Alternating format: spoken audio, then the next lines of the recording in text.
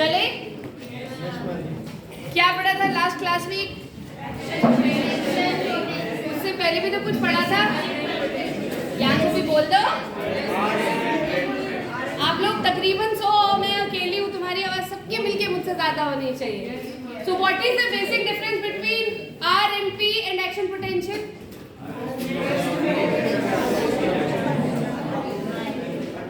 खड़े होके हाथ ऊपर देते। कौन बताएगा? फटाफट फटाफट, we don't have full day. कौन बताएगा basic difference between resting membrane potential and action potential? किसी भी भाषा में समझाओ मुझे, बस समझा दो।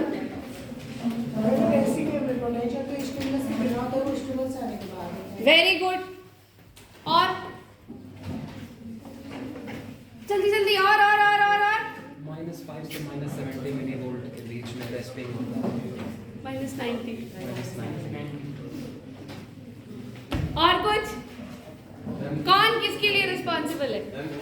एक्शन पोटेंशियल मतलब मसल्स को कॉन्ट्रैक्ट करने का मतलब रखता है। मतलब कॉन्ट्रैक्शन प्रमोट करेगा। डीपोलराइजेशन। और रेस्टिंग मेम्ब्रेन पोटेंशियल कुछ नहीं करेगा। रीपोलराइजेशन करेगा। कुछ नहीं करेगा, रीपोलराइजेशन करेगा। सो सबसे बेसिक डिफरेंस जो मैं सुनना चाह रही थी, that losing of negativity is depolarisation और क्या बोलते हैं इसको? रेस्टिंग एंड गेनिंग बैक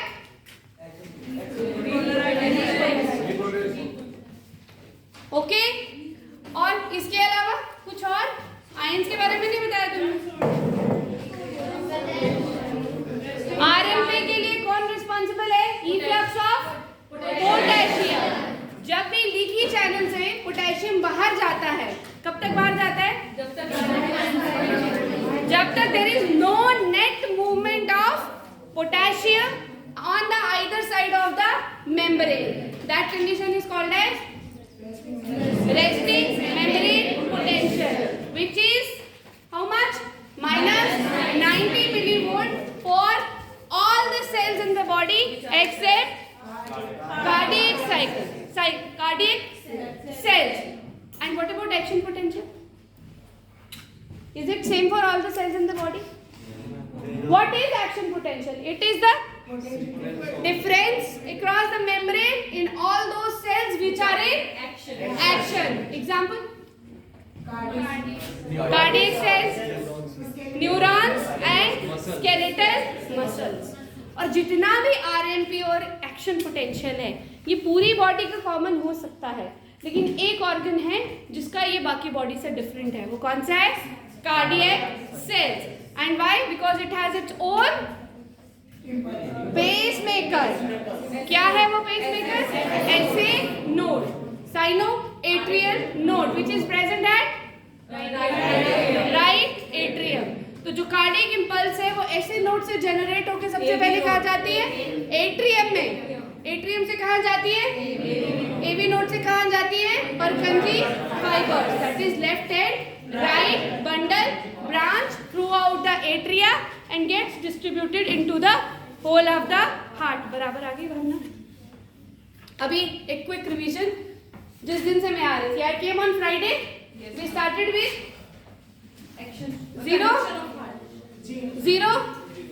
से सबसे पहले क्या हुआ था? कैसे पहुंचे थे हम? एक सेल था, कौन एक्सप्रेस हुई थी? बहन जी, सोडियम पोटेशियम। जो ही सोडियम पोटेशियम एटीपीएस ने खुद को एक्सप्रेस किया, क्या हुआ? अंदर कौन गया? अब कितने बाहर आए? विश्वास नहीं हो रहा है, बीच में एक छुट्टी भी थी, पढ़ के आए हो। So 3 - 2 is 1. So there is always negativity inside the cell. तो ये जो इनिशियल प्री पोटेंशियल से नेगेटिविटी जनरेट हुई, दैट वाज इक्वल टू -5। इसके बाद इमीडिएटली क्या हुआ? इधर एक फिजियोलॉजी का रूल फॉलो हो गया। क्या था वो? That sodium channels are always closed, but the potassium channels till they get closed, तो जो उनका वो जो कैप होता है क्लोज होने से पहले थोड़ा सा खुला रह जाता है, called as potassium leaky channels. So these were potassium leaky channels. इनसे क्या हो गया? पोटेशियम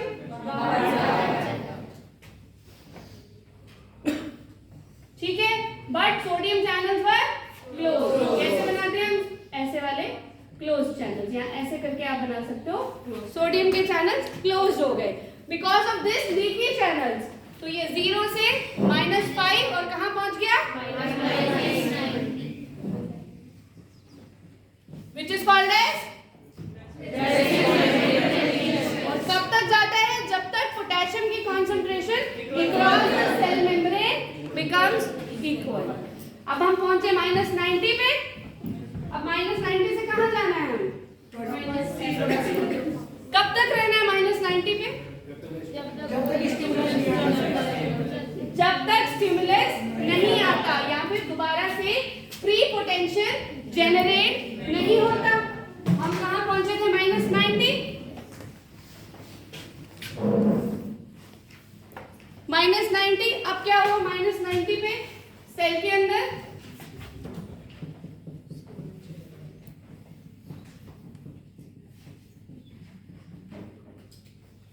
स्टिमुलस किस फॉर्म में आने वाले हैं? Entry of cation. This can be either sodium. पहली नई चीज जो आपने मुझसे सीखी, ये स्टिमुलस जो तुम पढ़ते आते हो, तुमने भी पढ़ा था कि it is always in the form of sodium. It can be in the form of sodium and it can be in the form of calcium. तो जो ही स्टिमुलस आया, व्हाट हैपेंड टू दिस -90? ये बड़ा और कहां पहुंचा? क्या कहते हैं हम इसे?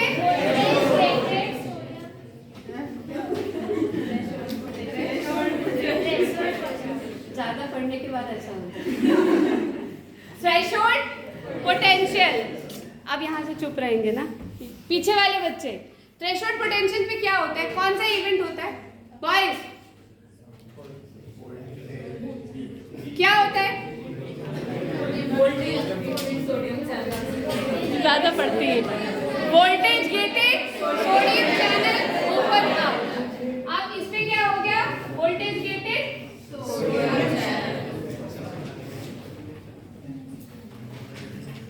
ओपन. अब जो ही वोल्टेज गेटेड सोडियम चैनल खुलेंगे, who will get in?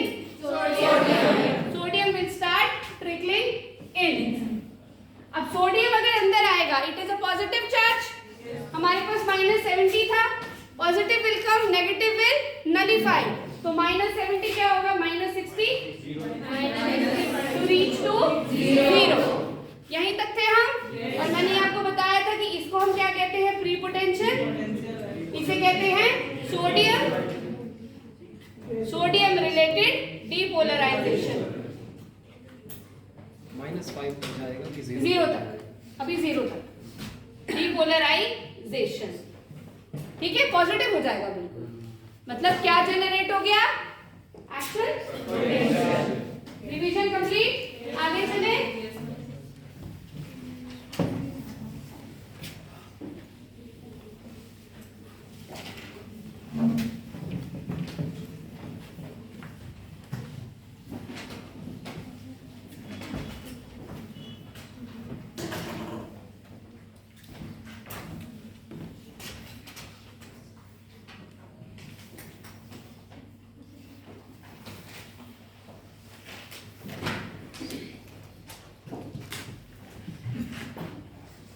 अब मुझे समझाने की जरूरत नहीं है.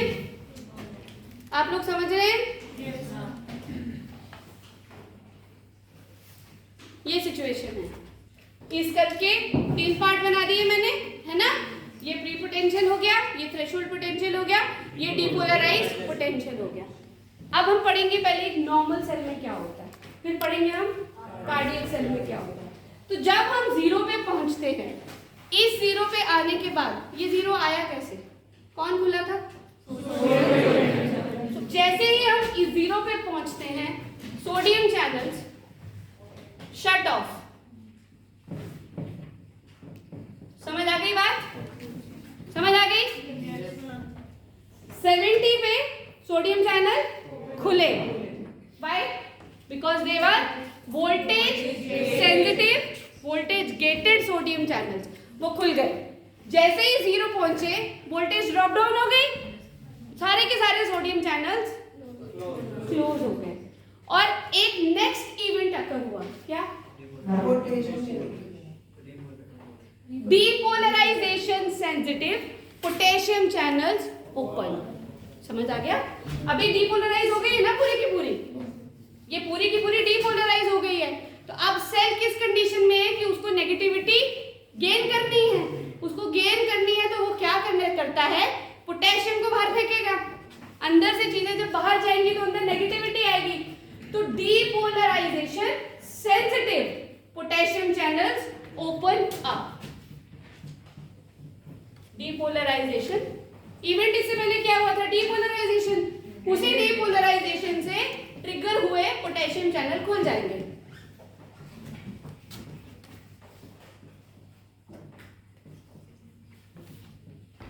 खुल गए. एक बहुत बेसिक डिफरेंस यहाँ पे है. पहले हम जिन पोटेशियम चैनल्स की बात करते थे, देवर लीकी पोटेंशियल चैनल्स. जब मैं ये वर्ड लीकी बोलती हूँ, पता नहीं मैं कितने अच्छे से आपको समझा पाई. उसमें और इसमें क्या फर्क है? आप एक चैनल इमेजिन करिए. चैनल क्या है? एक नाली. इसके यहाँ पे भी एक गेट है, इसके यहाँ पे भी एक गेट है. समझ गए? ये गेट अभी खुला है कि बंद? खुला. अभी कुछ भी अंदर जा सकता है और कुछ भी बाहर आ सकता है. लेकिन जब मैं कहती हूँ कि पोटेशियम लीकी चैनल्स, मेरा अर्थ यहाँ ये है, ये गेट जो है ना, धीरे धीरे ऐसे, फिर ऐसे, फिर ऐसे, फिर ऐसे करके बंद होगा. Do you get it? ऐसे से ये पहले ऐसे होगा, फिर ऐसे होगा, फिर ऐसे होगा, फिर ऐसे होके बंद हो जाएगा. इसी के साथ साथ सोडियम गेट्स भी खुल बंद हो रहे थे. सोडियम वाला तो जल्दी से बंद हो जाता है और जल्दी से खुला जाता है. Sodium channels are fast channels, but potassium channels are slow channels. इसीलिए इसको लीकी चैनल का नाम यहाँ दिया गया. नाम लीकी इसलिए बोला गया कि बाय द टाइम ये पूरा बंद होता, पोटेशियम लीक हो गया. Do you get it? मतलब यहाँ पे दिक्कत क्या थी? सोडियम और पोटेशियम के गेट्स के खुलने और बंद होने की स्पीड में. ये स्पीड कम थी as compare to sodium. Sodium फटाफट खुलता है, फटाफट बंद हो जाता है. बट पोटेशियम का गेट धीरे धीरे धीरे जब तक बंद होता, तब तक पोटेशियम लीक हो गया. ऐसा कब हुआ? जब हम 0 से -70 से -90 पहुंचे. जब हम -70 से -90 पहुंचे थे तो पोटेशियम लीकी चैनल्स ऑन थे, सोडियम चैनल्स बंद थे, तो पोटेशियम लीक आउट हो गया. ठीक है? These were potassium leaky channels. इनकी इच्छा नहीं थी पोटेशियम को भेजने की, लेकिन इनकी स्पीड के कारण पोटेशियम बाहर निकल गया. Do you get it? जो बेसिक डिफरेंस है, जब मैं कहती हूँ चैनल ऑन ऑफ और लीकी, बेसिकली ये ऑफ ही होने जा रहा है, लेकिन ऑफ होने से पहले पहले ही पोटेशियम की स्पीड इसके गेट बंद होने से ज्यादा. जैसे आप लोगों ने वो देखे, बहुत छोटे छोटे कुत्ते रखे होते हैं लोगों ने घर में, बाई चांस दरवाजा खुल जाए, जब तक दरवाजा बंद होता है कुत्ता बाहर. लेकिन वही कोई थोड़ा कुत्ता बड़ा होता है तो वो बहुत आराम आराम से जाता है. तो that is the same difference. Potassium दरवाजा बंद होने से पहले बाहर निकल जाता है. That is why these channels are called as potassium leaky channels. समझ आ गया? इसको लीकी वर्ड इसलिए बोला गया क्योंकि इसके 2 गेट थे, दोनों गेट खुले थे. जब तक वो गेट बंद होते, कुछ पोटेशियम अपनी स्पीड से बाहर निकल गया due to what gradient? Concentration gradient. समझ आ गया? चलिए आगे. तो पोटेशियम लीकी चैनल्स नहीं खुलेंगे. यहाँ पे कौन खुलेगा? Depolarisation sensitive potassium channels. अब ये वो चैनल है जो अपनी इच्छा से बंद था. ये अभी तक बंद था टोटली.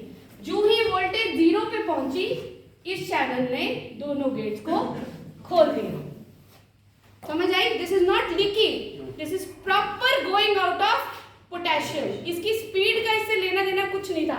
जो ही 0 पहुंचा, तो ही ठक करके गेट्स ने अपनी लैच को खोल दिया और दोनों गेट खुल गए. As a result the potassium started going out. Clear है? So at 0 potential there are 2 main things happening. One, the sodium channels shut off because the cell is totally depolarized.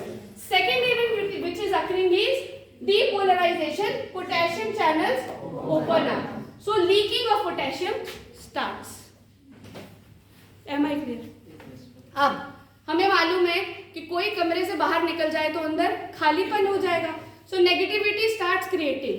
तो जो ही वोल्टेज 0 पहुंचे और potassium channel खुले, potassium बाहर गया, the graph dropped.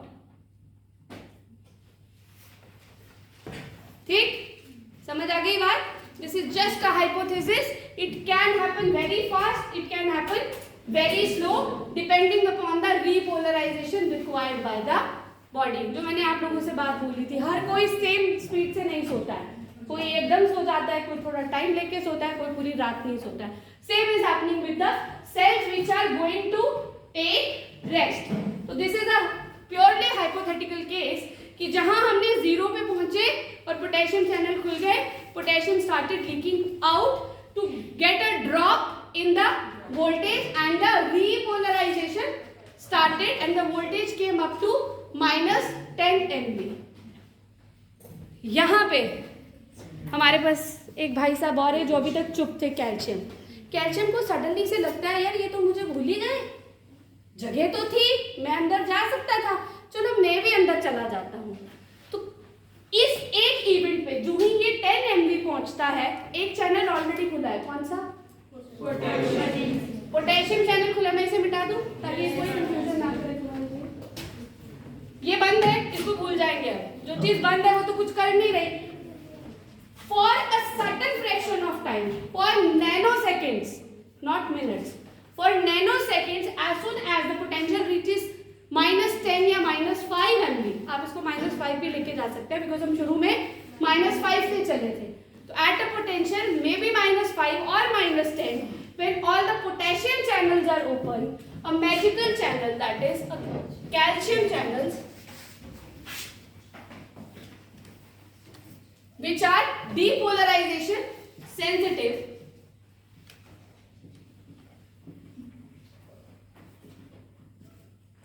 open. Am I clear? Yes. समझ आया क्या हुआ? हम 70 से 0 किसके कारण पहुंचे? सोडियम के कारण. जो ही 0 पहुंचे, सोडियम ने अपने चैनल बंद कर दिए और पोटेशियम ने अपने चैनल खोल दिए. Potassium started moving out, negativity started forming. तो जैसे ही एक वोल्टेज -5 और -10 के करीब पहुंचे, कैल्शियम ने इसको सेंस किया. कैल्शियम को लगा चलो मैं भी अंदर चलता हूं, and for some nanoseconds the calcium channel also opened up. अब एक सिचुएशन है, वो आप इमेजिन करिए. हम क्या कर रहे थे? हमारी इलेक्ट्रोनेगेटिविटी 0 पहुंच चुकी थी, है ना? और हमने क्या किया? पोटेशियम को धक्का देना शुरू कर दिया ताकि दोबारा से हमारे पास नेगेटिविटी जनरेट हो. तो ये थे हमारे पोटेशियम चैनल्स.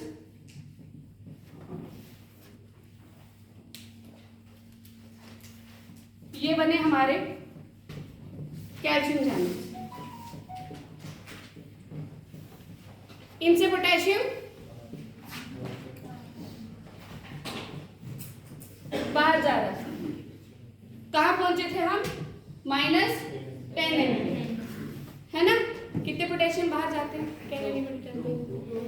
2. तो 5 बार 2 × 5, है ना? और एक कैल्शियम अंदर आता है. तो कितने कैल्शियम अंदर आ गए? 10 - 5. हम नेगेटिविटी क्रिएट करने जा रहे थे.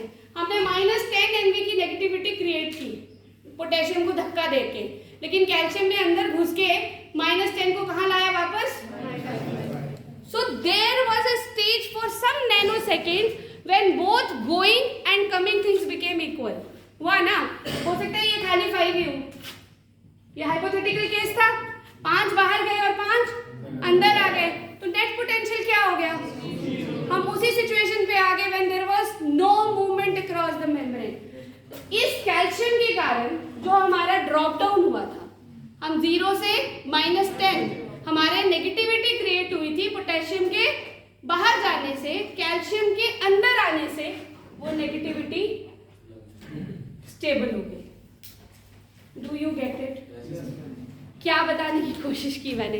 देखो ये जब ग्राफ पढ़ते हैं ना तो ये पेंटिंग जैसे नजर आते हैं, लेकिन ये ग्राफ समझना बहुत बहुत बहुत माइन्यूट काम है, और समझो नहीं तो कार्डियक मसल समझ नहीं पाओगे। ठीक, यहाँ तक सबको क्लियर था?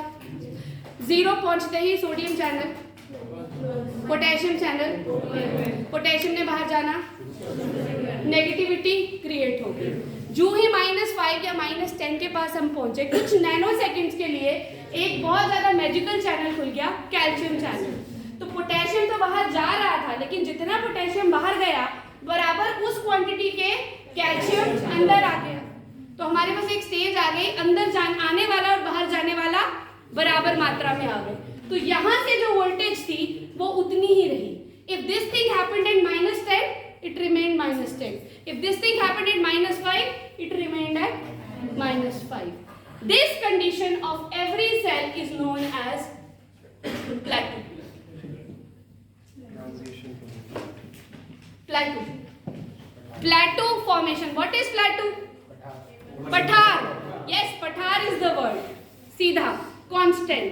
ये वो टाइम रहेगा जब ना अंदर कोई आया और ना कोई बाहर गया, जिससे कि नेगेटिविटी क्रिएट हो। जितना अंदर आया उतना ही बाहर गया, तो नेट पोटेंशियल और गिरने की जगह स्टेबल होता गया। समझ आया? This happens for a very few seconds this happens and cell senses it. अरे भाई ये तो स्टेबिलिटी में जा रहा है, और स्टेबिलिटी में भेज नहीं सकते, हमें भेजना कहाँ है? रेस्टिंग की तरफ। हमें नेगेटिविटी गेन करनी है, पॉजिटिविटी को स्टेबल नहीं करना है। Again at this, after the plateau formation, at this interval, after some seconds, कौन से चैनल बंद हो जाएंगे? Calcium channels will shut down. At after few seconds calcium channels automatically shut down and the voltage will drop down to -90 millivolt because of the only potassium getting out, है ना? और फिर आप कहते हो that it is the efflux of the potassium outside the membrane till no potassium moves out on the either side of membrane, which creates the resting membrane potential of -90 MV. भावना clear है? इसका क्या लाभ है calcium के channels खुलने का? Sales एकदम से ड्रॉप डाउन नहीं करते हैं अपना पोटेंशियल, कोई भी चीज़ एकदम से राइज नहीं करती। आपने देखा था अगर तो 0 से -5 और -5 से 90 गए थे हम, that is what is the flow of current. अगर आप एग्जैक्टली एकदम जाएंगे और एकदम आएंगे, बॉडी में go into shock. This happens in the condition of anxiety. Anxiety में हो सकता है, तो सडनली से कोई मैं ऐसा क्वेश्चन पूछ लूँ जो इन्होंने पढ़ा ना, तो उसका रिएक्शन भी वैसे ही आता है। तो बॉडी ने इसको रेगुलेट करके रखा है ताकि कोई भी मेजर शॉक ना हो। जैसे ऐसा हो जाता है कब, जब किसी का एक्सीडेंट हो गया, बहुत सारा खून बाहर आ गया, तो ये अपने आप प्लेटो बढ़ती जाती है। प्लेटो बढ़ेगी और रेस्टिंग फेज बढ़ता जाएगा, एक्शन कम होता जाएगा, बिकॉज ब्लड बाहर चला गया है। तो जितने आयंस हमें ब्लड में चाहिए थे वो तो लॉस हो गए। फिर हम पेशेंट को ले जाके कहते हैं अरे यहाँ तो इसको तुम ग्लूकोज चढ़ाओ और यहाँ इसको ब्लड चढ़ाओ, ताकि इन्हीं आयंस की एंट्री हो और ये चीज़ दोबारा जनरेट हो सके। सडन रेस्ट नहीं होता है। सडन रेस्ट होना भी नहीं चाहिए। और अभी हम कार्डियक मसल पढ़ेंगे तो उसमें तो ये बिल्कुल अलग दिखेगा, क्योंकि heart never goes for rest. ये क्लियर है? पक्का? हुआ क्या था 0 पे? कौन से चैनल खुले और कौन से बंद हुए? बंद हो गए। और खुला कौन? Potassium channel. जब 0 से हम -5 या -10 पहुंचे तो नैनो सेकंड्स के लिए कौन सा चैनल खुल गया? As a result calcium start trickling in and potassium start going out, leading to the plateau formation. And after certain seconds the calcium channels automatically and again the potassium starts going out, leading to the maintenance of 90 MV. तो concentration gradient से ही calcium अंदर। मैंने शुरू में ही आपको 2 forces समझाई थी। It is concentration gradient and, मुझे मालूम नहीं तुम्हारी बुक इसको कैसे पढ़ाएगी, बिकॉज हमारे पास सामने गाइटन खुली हुई है, गाइटन भी इसको ऐसे नहीं पढ़ा पाती, तभी ये यहाँ पे। ठीक है, हो गया? चलें तो अब हम ये कह सकते हैं कि एक नॉर्मल बॉडी सेल का एएमपी नहीं एपी एंड आरएमपी आपको आता है, हाँ? Hyper potential and hypo potential, ये जो सिचुएशन है ये अप्लाइड है, they are not in physiology. Hyperpolarisation या पोटेंशियल ये अप्लाइड है, ये आपको कार्डियक में मिलेंगे, ये अप्लाइड पार्ट है, they are not in physiology. Physiology में हम सिर्फ फिजियोलॉजिकल लिमिट्स पढ़ेंगे, that is what is this, ठीक है? अभी ये चैप्टर था कार्डियक का, मुझे एक्शन पोटेंशियल पढ़ाना पड़ा क्योंकि मुझे कार्डियक मसल की प्रॉपर्टीज पढ़ानी थी, इम्पल्स पढ़ाना था। तो अब मुझे मालूम नहीं एक्शन पोटेंशियल आपने पढ़ा है या नहीं, लेकिन यहाँ 2 चैप्टर्स, एक चैप्टर पूरा खत्म हो गया, that is resting membrane potential and action potential.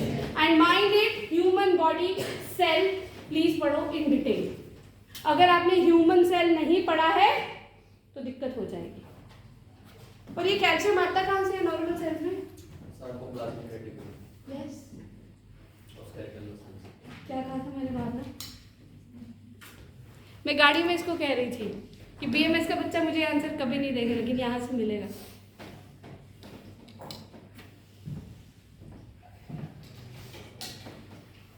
तो एक चीज तो है कि जवाब जिसने दिया था वो कृपया खड़ा हो, ताली तो मार दो। ये मेरी एमडी की स्टूडेंट है जिसे मेरी शर्त लगी थी कि यहाँ कोई ना कोई मुझे ये जवाब देगा।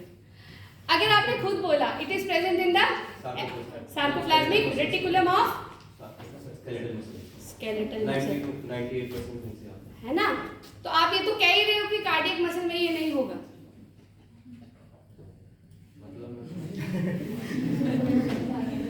आपने क्या बोला? इतना कैल्शियम होता ही नहीं। Very good. तो फिर जब कार्डियक मसल का हम चार्ट बनाएंगे, इसने मेरा आधा काम कम कर दिया। जब हम ये वाला ग्राफ बनाएंगे तो उसमें क्या चीज मिसिंग होगी? प्लेटो फॉर्मेशन। और हार्ट ऐसा ही है, there is depolarisation 72 beats per minute followed by repolarisation 72 beats per minute, there is no plateau formation. Ma'am plateau वो फेज है ना जिसमें मसल कॉन्ट्रैक्टेड रहेंगे, मतलब ऐसा हार्ट में कभी नहीं होता। अगर ऐसा हो गया तो हम क्या कर जाएंगे? तय बोल जाएंगे। You made it very clear to everyone कि ये वाला जो मैं बता रही हूँ ये हमें सिर्फ स्केलेटल मसल्स में मिलता है, कार्डियक मसल में हमें ये फिनोमिना नहीं मिलता। तो कार्डियक मसल में क्या मिलता है? हमें सीधा ड्रॉप डाउन, है ना? और जब हमें सीधा ड्रॉप डाउन मिलता है तो इसका मतलब है कि कार्डियक मसल में there is no plateau formation, there is no resting in between attaining of RMP. लेकिन यू आर पार्शियली इनकरेक्ट। बैठो, अब मैं बताती हूँ कैसे। ये क्लियर है? कृष्ण क्या है? चले आगे आ जाओ और थोड़ा हार्ट पे वापस थोड़ा थोड़ा कार्डियक साइकिल याद करना शुरू करो।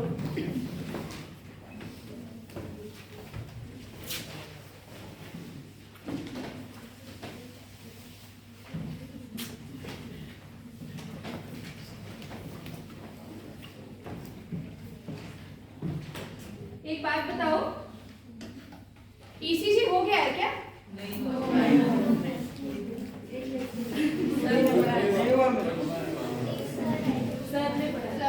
तो मेरे को ये बच्चे रैगिंग करा रहे, पढ़ाई हुई चीजें पढ़ानी पड़ती हैं मुझे। कुछ क्या पढ़ा कर गए थे? विवेक सर आए थे।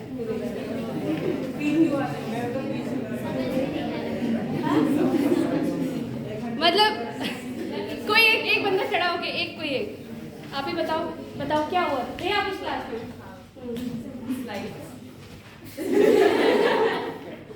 वो स्लाइड से क्या आए थे? आपने वो स्लाइड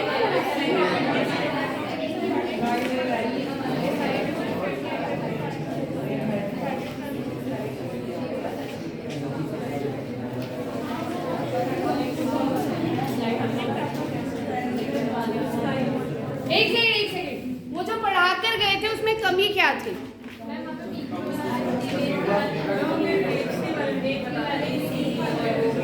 अब तो हो गया। अच्छा ठीक है, मैं बता दूंगी, लेकिन आप एक चीज और करेंगे मेरे लिए कि सिंस अब आपको कार्डियक साइकिल काफी हद तक क्लियर हो गया है, कंडक्शन भी क्लियर होते जा रही है। तो एक बार वापस जाके उनका पढ़ाया हुआ पढ़ के देखो। एक्चुअली उनकी गलती नहीं है, गलती आपके सिलेबस की है, उस महान व्यक्ति की है जिसने वो सिलेबस बनाया। उसमें पहला टॉपिक ईसीजी था। तुमको अगर मेरा पहला लेक्चर भी याद हो तो मैं उस दिन भी यही कह रही थी, the syllabus is a blunder. पहले हम ईसीजी नहीं पढ़ा सकते जब तक हम है ना। तो एक बार मेरे लिए, मैं तो भी कल भी आने वाली हूँ, आते ही रहूंगी 5 तारीख तक, एक बार वो पढ़ के देखना कि क्या कुछ दिमाग में जाता है। और अगर लगता है कि नहीं तो फिर भूल जाओ, तो फिर मैं ही पढ़ा दूंगी। लेकिन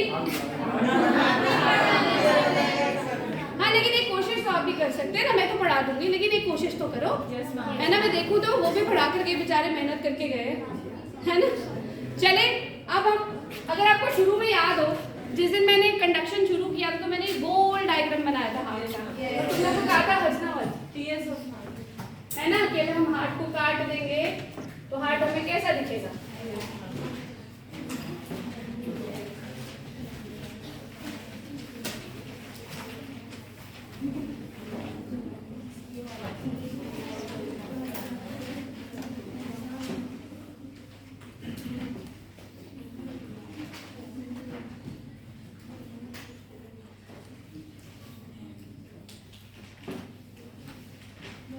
ये क्या था?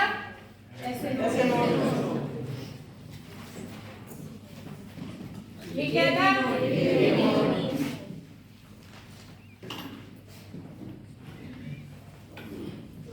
This is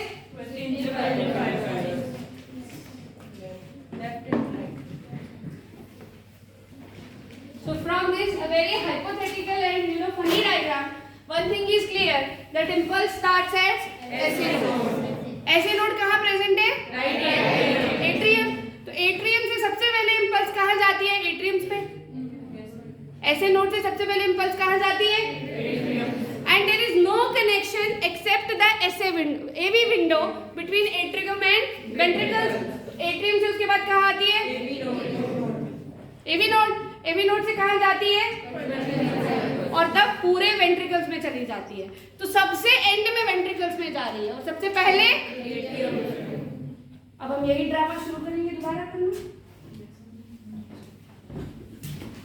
So like all other cells of the body, there are 2 cells present here. Please name them. Like all other normal cells जिनमें resting potential होता है और एक्शन पोटेंशियल होता है, इस हार्ट में भी वो सेल्स हैं। कौन से हैं वो?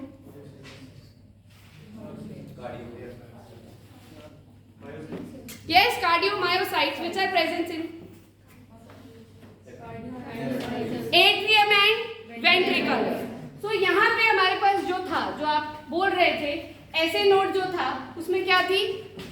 ऑटोमेशन थी, लेकिन एट्रियम में ऑटोमेशन थी? No automation. Am I right? So they are like any other cell of the body. तो जो इनका चार्ट जनरेट होगा एक्शन पोटेंशियल का, वो कैसा होगा? Atrium and ventricles both. No automation. ये खुद से खुद के लिए कुछ नहीं कर सकते, आप देख ही रहे हो। ये किस पे डिपेंडेंट है?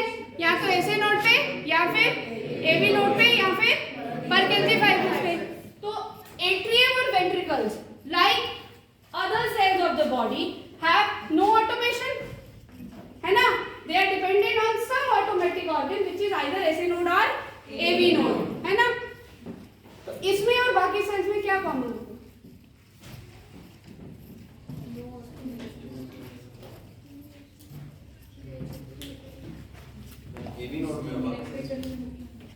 एट्रियम और वेंट्रिकल्स में बाकी सेल्स की तरह क्या कॉमन है? Pre stimulus. इनको कौन स्टिमुलस देगा? और एवी नोड। और इनके ग्राफ जो होंगे वो कैसे होंगे? कैल्शियम डिपेंडेंट और सोडियम डिपेंडेंट? Calcium dependent. उसने अभी तो एग्जांपल दी तो थी ना। इसमें आपको क्या मिलेगा? फिर खड़े होना, नाम भी नहीं पता मुझे। सुमृत। ओके, हाँ। तो क्या था जिसके कारण कैल्शियम आता था? सार्कोप्लाज्मिक रेटिकुलम स्टोर होता है। कर रही हूँ कि एट्रियम और वेंट्रिकल में वो स्ट्रक्चर है जिसका वो नाम ले रहा है, जिसके कारण कैल्शियम आता है और प्लेट्यू फॉर्मेशन होती है। इसीलिए मैंने बोला that like all other cells in the body atrium and ventricle cells are same. तो जो इनकी ग्राफ बनेगी वो कैसी होगी? ऐसे ऐसे ऐसे ऐसे और ऐसे। समझ आया? ये ज्यादा हो गया, बेसिकली ऐसे। ठीक है, यही ग्राफ पढ़ी थी हमने। कहां से चले थे? 0 से -90 -70 0 10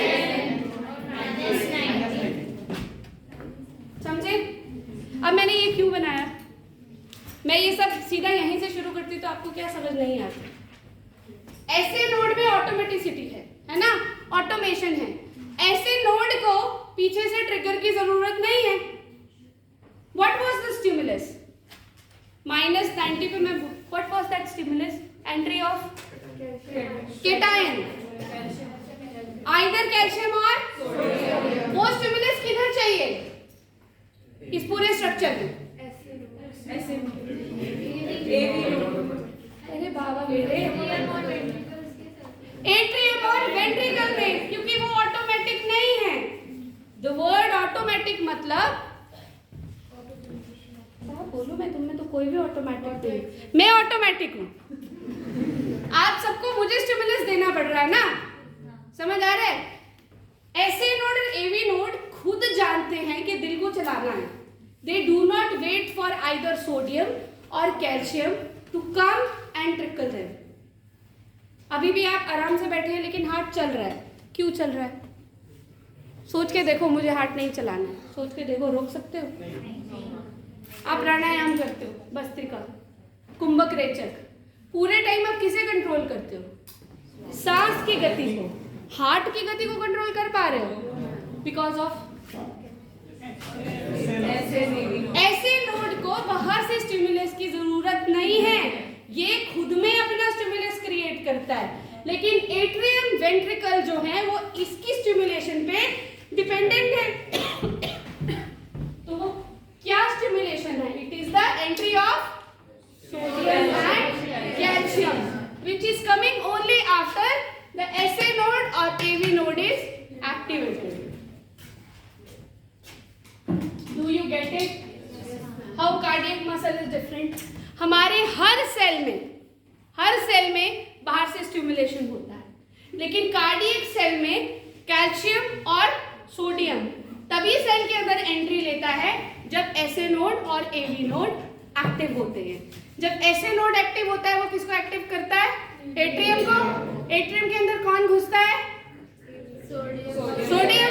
सोडियम या कैल्शियम इसके अंदर जाता है और इसमें ये वाला ग्राफ बनता है। फिर AV नोड एक्टिवेट हो जाता है क्योंकि इसमें भी अपने आप ऑटोमेटिसिटी है, और ये किसको जाके करता है स्टिमुलेट? वेंट्रिकल्स को। वेंट्रिकल की सेल्स के अंदर कौन किसकी एंट्री होती है? सोडियम और ये वाला ग्राफ बनता है। समझ आया? ये वाला ग्राफ बनता है।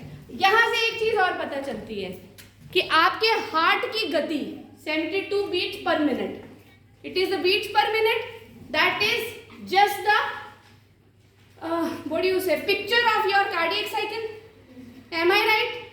Cardiac cycle, and what is cardiac cycle? It is the contraction and relaxation. तो जब मैं ये वर्ड बोलती हूँ कॉन्ट्रैक्शन, रिलैक्सेशन, ये कर कौन रहा है? ऐसे नोड करता है कि वेंट्रिकल और एट्रिया करते हैं? ऐसे नोड की जो 72 बीट्स पर मिनट इंपल्स फेंकने की स्पीड है वो फिक्स्ड है, लेकिन इनकी कॉन्ट्रैक्ट और relaxation can change according to your vasovagal tone. Am I right? It cannot be 72 beats per minute every time. ये फिक्स्ड है कि इसको 72 टाइम्स इंपल्स खुद ब खुद जनरेट करना है, लेकिन ये क्या फिक्स्ड है? नहीं है ना. जैसे एक एग्जांपल, सडनली से बड़े स्वामी जी आकर आपने से किसी को खड़ा कर दे, ये तो 72 टाइम भेजेगा, लेकिन ये 72 से ज्यादा टाइम धड़केगा और ये वापस मैसेज भेजेगा कि भाई मैं डर रहा हूं, मुझसे क्वेश्चन पूछा गया है, तो ये और ज्यादा इंपल्स जनरेट करेगा, तो हार्ट बीट बढ़ जाएगी।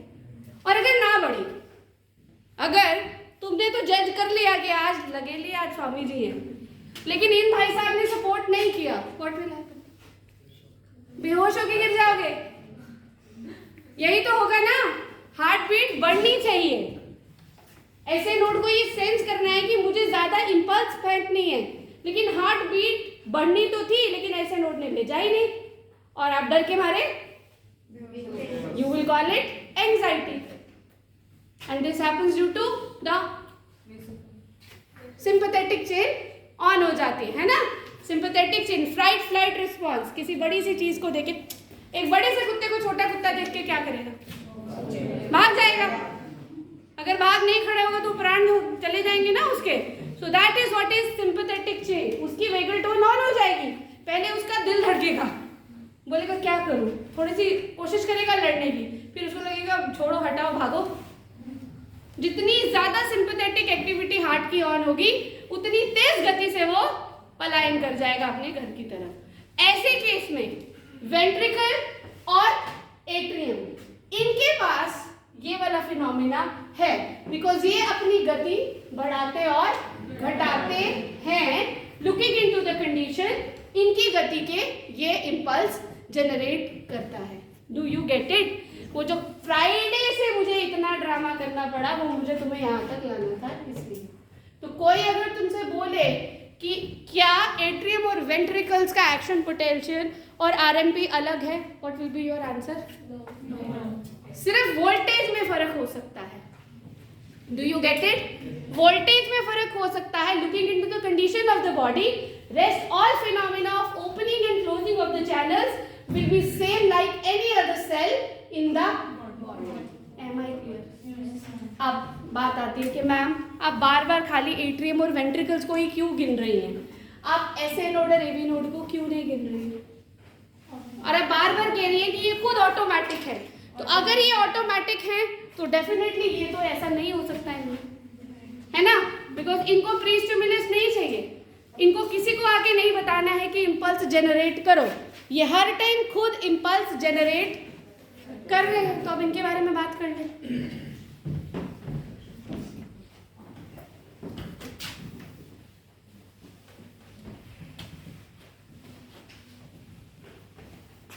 अरे 12 बज गए। आप लोग एक एक गिलास पानी पी के थोड़ा घूम के आओ, आयुर्वेद पढ़ेंगे उसके बाद, ठीक है? कल करेंगे, कोई बात नहीं, बहुत थोड़ा सा रहता है।